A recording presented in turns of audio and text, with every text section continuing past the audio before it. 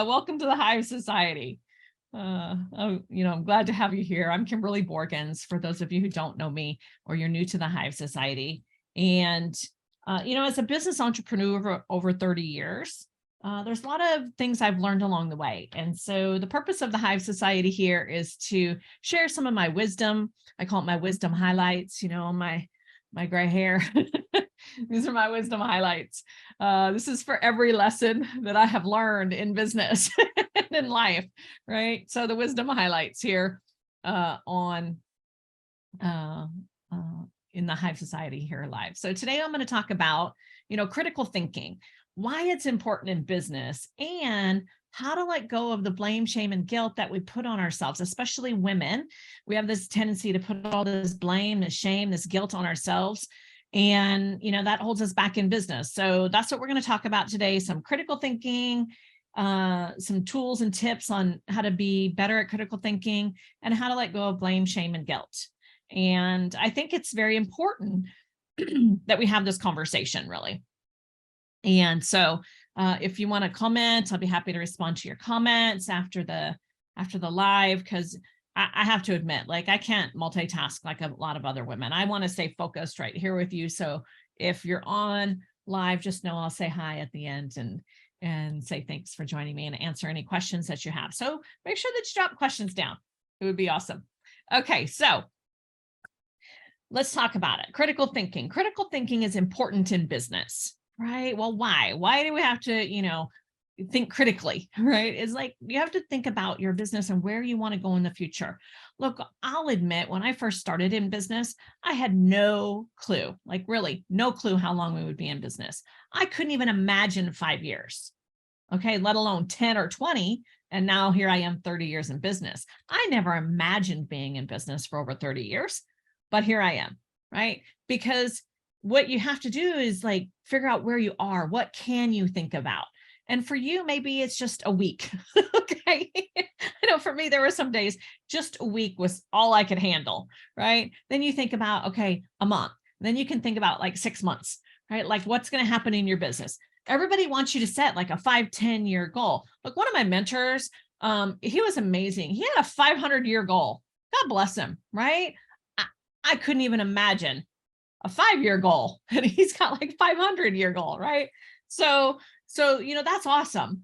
And sometimes you just have to, not compare yourself to anybody else, right? Just make sure that what you're doing works for you. So let's just say critical thinking. Critical thinking is that space where, you have to make decisions and you have to think about what it is that you want to accomplish in your goals, in your business, in your life. Everything that I talk about in business, if you stop and take a deep breath and kind of reframe it, you can use it in your personal life. That's just a hint. Okay. So, you got to have critical thinking in your life in general. Are you going to get married? Are you going to marry this person? How many kids are you going to have? How are you going to raise them? Are you going to go to church? Are you not going to go to church? There's all kinds of critical decisions that you have to make, in life in general, and then you put it into business. Am I going to take on this new client? Am I going to, create this new product? Am I going to use this software? How's that going to work for me? How's it going to help me achieve my goals? You see, it all just kind of comes bombarding, and you don't always think about it all at once. So critical thinking really is about gathering facts and information that helps you make a relevant decision. Okay. That's the simplest way to say what critical thinking is you got to gather the information, right? You got to make sure that you know what it is. But here's the thing. When you're gathering information, you got to make sure you're gathering it from the right sources. Look, I know everything on the internet is true, right? It's not.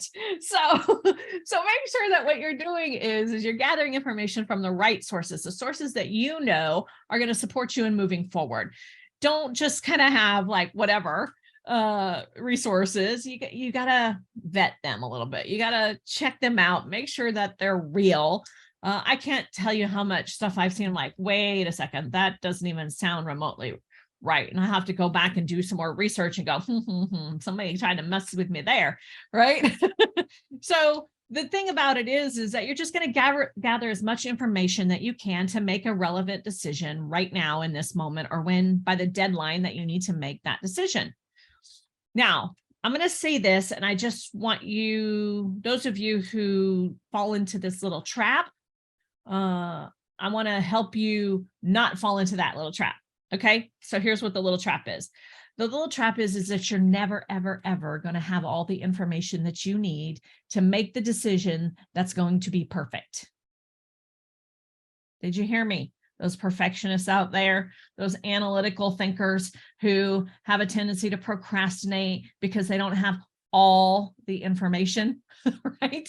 Like, you are never going to have all the information.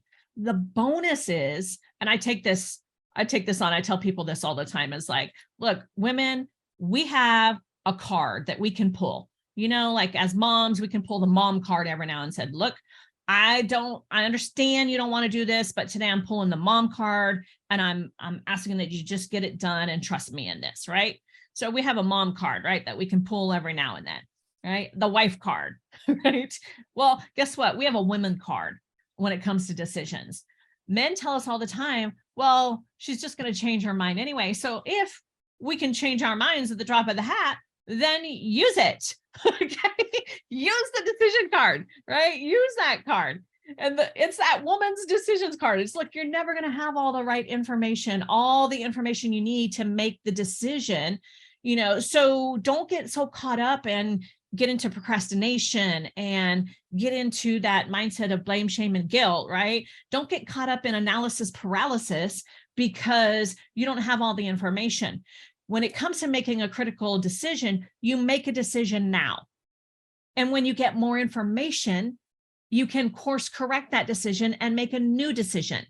And then as you get more information, you course correct that and you make new decision. See, you don't always know the variables when you're making a decision. So by paying attention to the outcome of what your decision is happening, you can course correct it. You can make a new decision with more information now that you've seen it in practice, right? You've seen the results of it. You've seen the consequences of it. Then you go, ooh, that's not really what I meant to do. So let's shift that and fine tune it, right? Or, wow, that's better than I thought it would be. What if we added this to it? See, new decisions based on new information and new critical understanding. Right. So I think a lot of times what happens is people make decisions. We make critical decisions.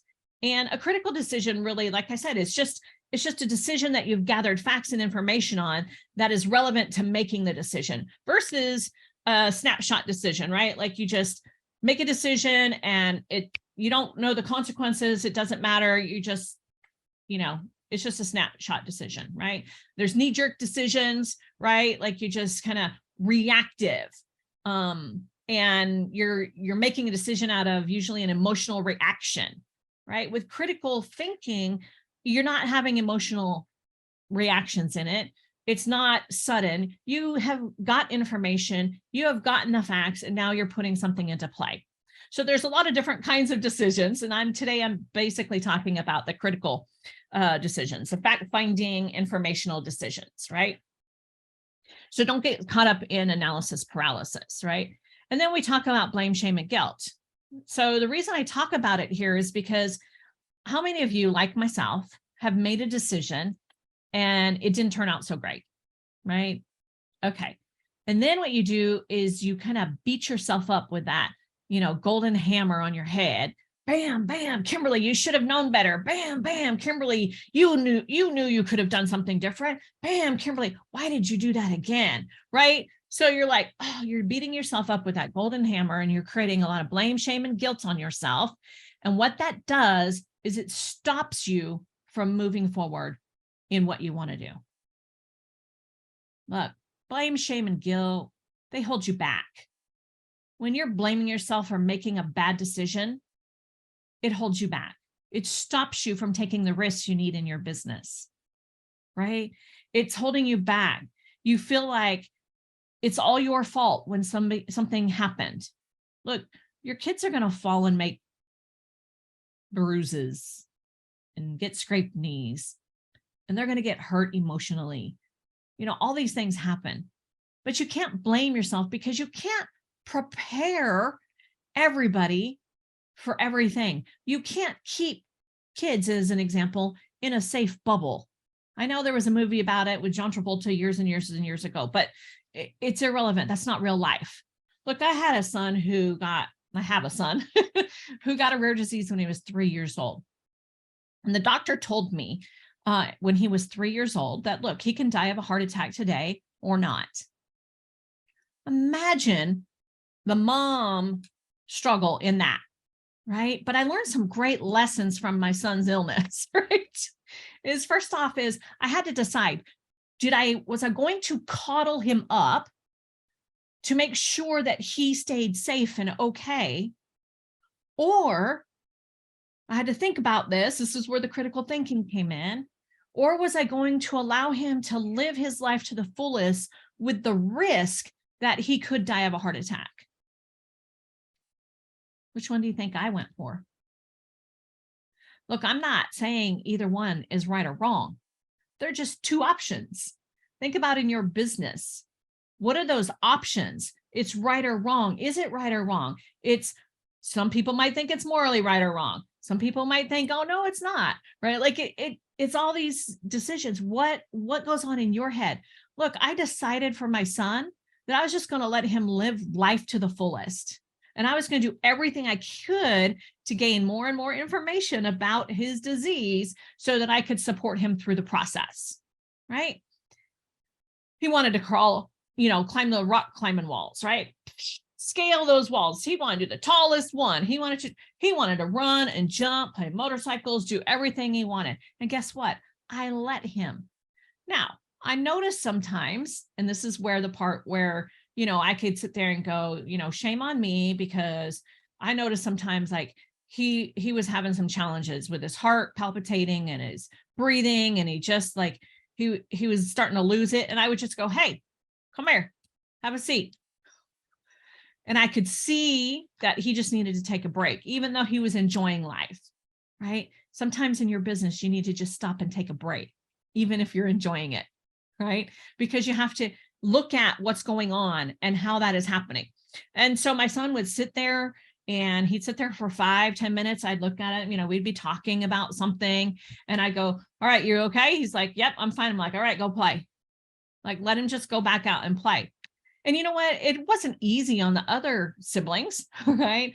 Seemed like mom coddled him a little more. Mom put more energy in, and I had a lot of, I admit there was some blame and some guilt in my spirit, because I knew that my older son was, kind of resentful of it. But the truth is that my older son was healthy and I wanted to love on him the best that I could. And I had to make sure that the one who was challenged in the moment with his illness was going to be okay, or was going to be able to live the best life he could, even if it was a short-term thing. So you can get caught up in blame, shame, and guilt in your personal life, but then you go into your business. I want to take this risk, right? And I hire this employee, and that employee is working out great, except for I don't have enough work for them. And I end up having to lay them off. And then it could be my friend that I brought in, and now I'm laying off my friend, right? And the thing is then now I have all this blame, shame, and guilt, because it was my expectation that my business was going to grow and I was going to be able to afford this person. And so then we create that blame, shame, and guilt around that in our businesses, the same thing. But the truth is maybe you just weren't really prepared to hire that employee, whether it be a friend or not, right? Maybe you didn't have your systems and structures and processes in place in order to make that a smooth transition. And instead it felt like you were doing just as much work trying to get them caught up to speed that it just didn't seem like it was worth it. And then, so then you're sitting in that blame, shame, and guilt. Look, when it comes to blame, shame, and guilt, you're giving yourself permission to fail again, to mess up, to continue a bad behavior in your business and in your life. And what I'm asking you to do is to let blame, shame, and guilt go. It doesn't serve you in growing your business. It doesn't serve you in moving forward in your life. And for me, I'm a Christian woman. I'm a faith-based woman, and I know for me that God is not asking you to sit in blame, shame, and guilt. That's more of an enemy trick. Okay. And so as far as I'm concerned, like throw the enemy aside. Okay. And that could be the enemy in your head, however you want to decide that, right? Is that internal thing that stops you from moving forward in your business and stops you from taking the risk that you need to take in order to grow in business. Look, maybe you can't see past a year from now in your business, but there's some risks you're going to have to take in your business this year. Like nobody knew that COVID was coming and that we were going to have to shift things so dramatically. We don't know what's happening a year from now, and that you might have to shift things dramatically. So you have to be ready to take those risks. And if you're caught up in blame, shame, and guilt and woe is me, and all the things that can hold you back from jumping forward when you need to, then business becomes drudgery. It becomes hard. It becomes unfocused and just hard to get up every day to go do what it is that you actually are passionate about. So let me tell you some tips on how to get rid of some blame, shame, and guilt. And then we'll go back to wrapping up the critical thinking part. How's that sound? Okay. So the first thing, when you get yourself and you're catching yourself in blame, shame, and guilt, because guess what? It's going to happen. If you have a repeat behavior that's going on and on and on, when you try to stop it, guess what? It still comes back. Okay. You just have to recover faster from it. Right. So when you catch yourself in that, think about, how are you responding? Are you reacting to something, or are you critically thinking through something? Are you gathering information? Right. It could involve, reframing yourself, reframing your mindset, asking, what is the goal that I want to accomplish? What is it that I want to make happen? What is it that I want to see the outcome to be? Right. So instead of reacting with that blame, shame, and guilt mindset, start reacting with, what is it that I want to accomplish? What is it that I want to create? Who are the people I want to bring in? Right. So reframe all of that. The next thing, in that process, you just need to stop and take a breath. Just stop and take a breath. Because when you can stop and take a breath when you're in blame, shame, and guilt, it helps you get out of your head, because that's where it lies, is in your head. And it lies to you in your head, right? And it allows you, when you stop to take a deep breath, inhale through your nose,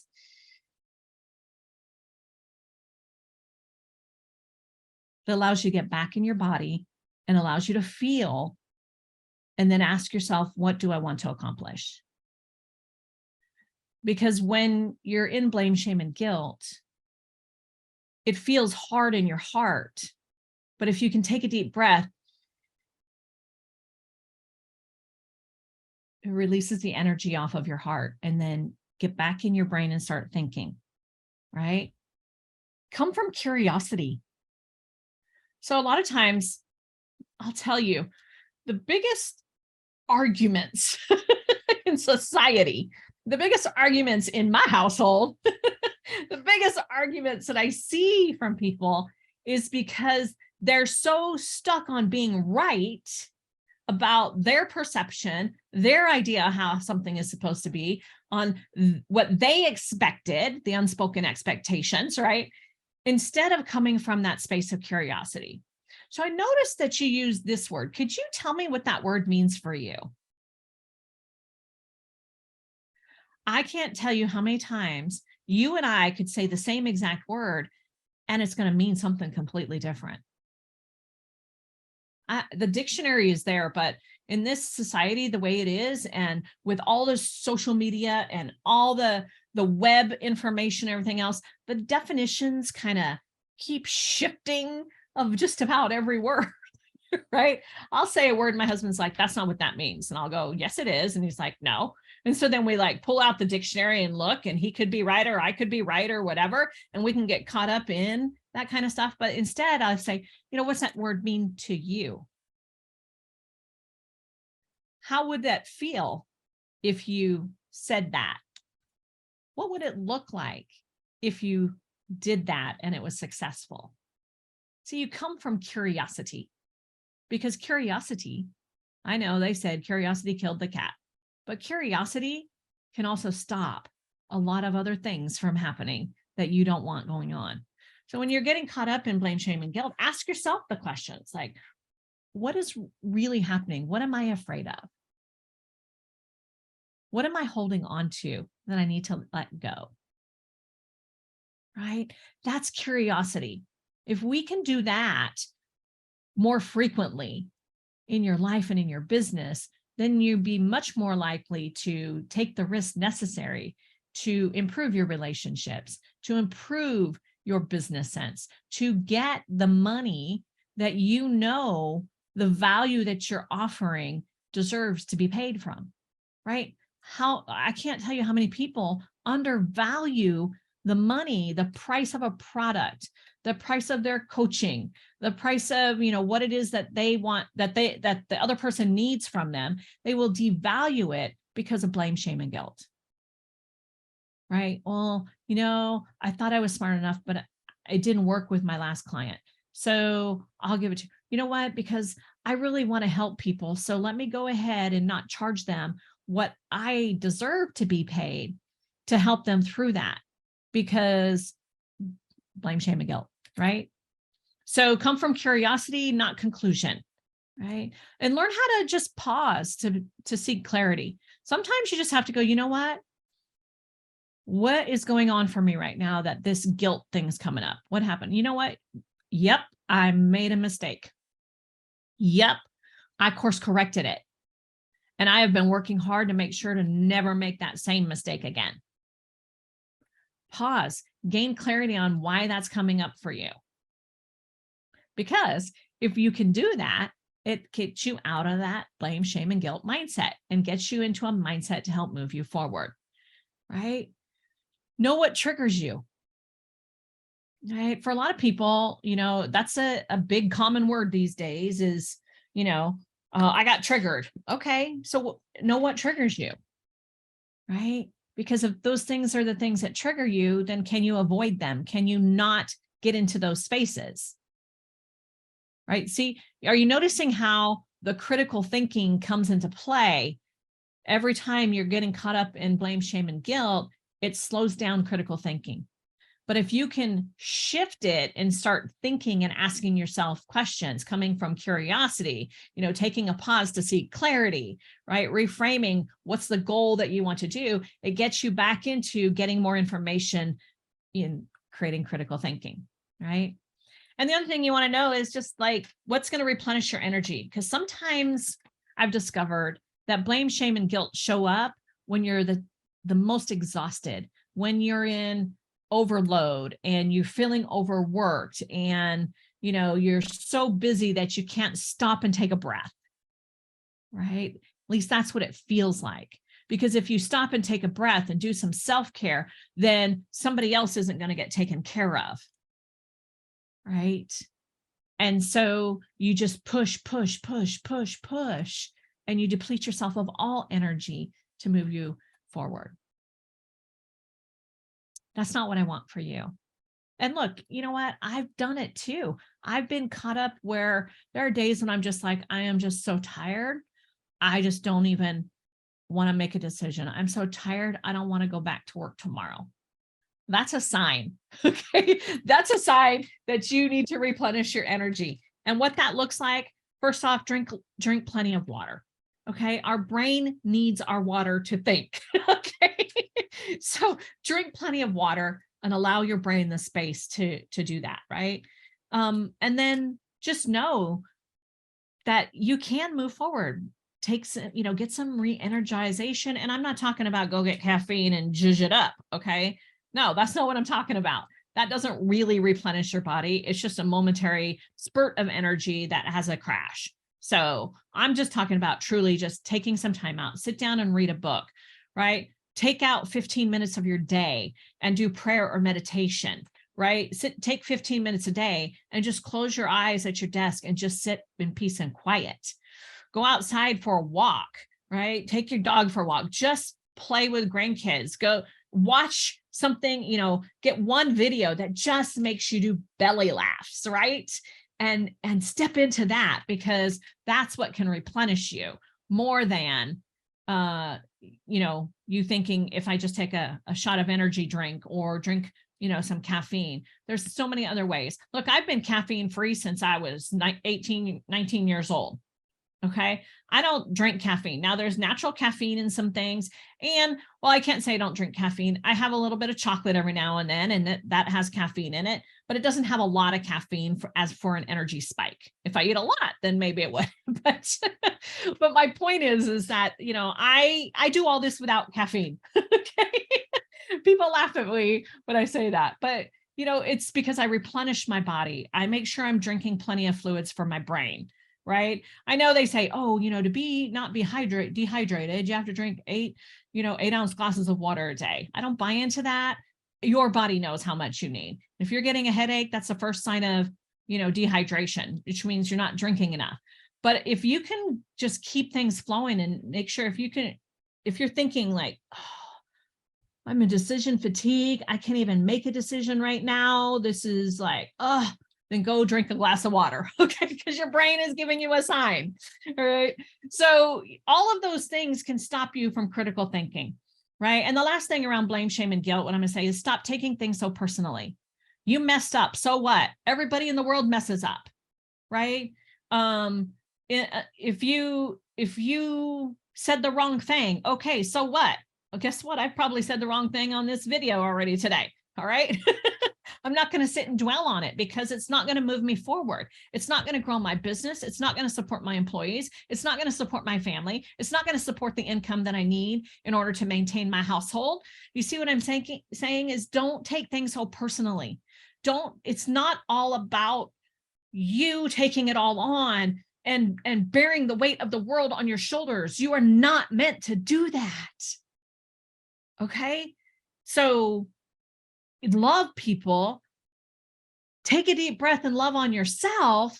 Like if you're the kind of person who won't go to somebody else and say, you did that wrong and you should be punished for that. If you're not going to go and say that in front of somebody's face, don't do it to yourself. Okay. Sorry. Just got a little energy there. Like, just don't do it to yourself. You don't deserve it. Right. So let blame, shame, and guilt go. It's time to move forward. So let's talk about the last things with critical thinking, right? Is when you're in critical thinking and you need to make decisions. And if you find you're in decision fatigue, go back to those things that I said, replenish your energy, get to know what's triggering that, or, am I at a loss for it? Take a moment to pause and seek clarity, take a deep breath, reconnect with you and your body, right? How's that going to reach your goal if I don't make a decision right now? If you're in decision fatigue, take time to replenish, get ready, get some support from somebody else who can help you make that decision, right? Or be real and honest. I'll say it to my husband. He'll say, hey, babe, where do you want to go for dinner? Right? No, that's not how he sounds, but right. And I'm like, you know what? I have made so many decisions today. I can't even make a decision. You decide, just take me there. I don't want to make that decision today. I will say that to people. I have no problem with it. Right. So don't have a problem with it. It's like, hey, what do you want to do? And you know what? Can you just put it on the table? And tomorrow when my brain's refreshed, I can make a decision on where I want to put that. There's nothing wrong with holding off a decision for a little bit. There's nothing wrong with allowing somebody else to make a decision for you. Now, there's a big difference of having people make decisions because you're not willing to make a decision. I want to be clear on that. But if you know and you trust somebody, hey, can you make that? Can you handle that for me? Can you take care of that for me? Can you do that for me? That's okay. I give you permission. When you trust and you know the person and you know that they're going to handle it like you would, right? So when it comes to critical thinking, like I said, you gather all the facts and information and, make the best decision possible for right now. Don't get in decision fatigue. Don't get into analysis paralysis. Don't get into it has to be perfect and procrastination. Like really just make the best decision you can with the information that you have right now. Then you have to make sense of what information you have. So you're gathering all this information to make those decisions. Well, you have to make sense of it. And what I mean by make sense of it, does it make sense to you? How does this apply to the goal or the outcome that you're looking to achieve? Right. And so if it just, if you can't make sense of it, you're gathering all this information and you got to make this decision, but you can't make sense of what that is, right? Then if you can't figure out how it's going to apply to a goal, then get some support from somebody, right? And that's where it's called, you step in and you utilize all your relevant resources, right? Sources of the information, any knowledge that you have from past trainings, any skill sets that you have, any experience you have. And maybe you know somebody, part of that knowledge base that you have is you know somebody who's already been through it. Could you call them and see if they could mentor you through it? Could you call them and say, hey, do you mind if I ask you a couple of questions? Because I have to make this decision. And it would really help me if I could get somebody else to see what I can't see right now. Right. And so that's where coaching comes in phenomenally, because the goal is to help you see what you can't see. Look, there's things I can't have blind spots on, and it takes me somebody else to show me those blind spots. Even to this day, I don't care. I'm 30 years in business. I haven't been in business for 31 years. I haven't been in business for 35 years. There's still some blind spots ahead. So if you can look at this as like, look, I've only been in business for a year. I don't know what it's like to be in business for 2 years, right? What do I need to know? That's a great curiosity question. What do I need to know? What do I need to look out for? Right? How could, if this is the information I have, I'm trying to make sense of how this will work in applying to my business. You know, how many of you, I'll bet you a lot of you have gone to seminars and workshops and trainings and, you know, all of those things to help you be better in business. And then you get back from that and you're like, well, how does this apply to me? Because the speaker didn't talk to you in your specific business, right? So then you go, how does this apply to me? How can I work this in? How can I do X, Y, Z? Sometimes you just take the smallest step when you start moving forward. Other times you pick up the phone and you just say, hey, I went to this training and I really like this. Have you experienced this before? Have you done something like this before? Can you help me make sense of how this would work in my business? There's nothing wrong with asking for help. Okay. So with critical thinking, like I said, you gather the information, you have to make sense of that information and how it's going to apply to you, your goals, what the outcomes that you want to reach. And then you have to utilize all your resources, all the information, all your knowledge and experience and training, and pull all that together to make the best possible decisions that you can make for your business. And let go of blame, shame, and guilt, because you're giving yourself permission to course correct and make new decisions. Well, I hope that this training on critical thinking and releasing and letting go of blame, shame, and guilt has been helpful for you. I'd love to hear your feedback below. So make sure you put a comment down there. Tell me, you know, what did you get out of today's training, today's, you know, wisdom highlights, all my little gray hair highlights. So, you know, I would love for that feedback. You know, I'm really trying to find ways to support you in your business, to support you in your life. And that's why I have the Hive Society here. So if you're not telling me what you need or what you want or what you liked, I don't know what I'm going to be talking about in the future. So that would be really helpful for me. All right. Well, you guys have a great and blessed day. And I look forward to talking to you again next week as we talk about something new here at the Hive Society. Have a great day.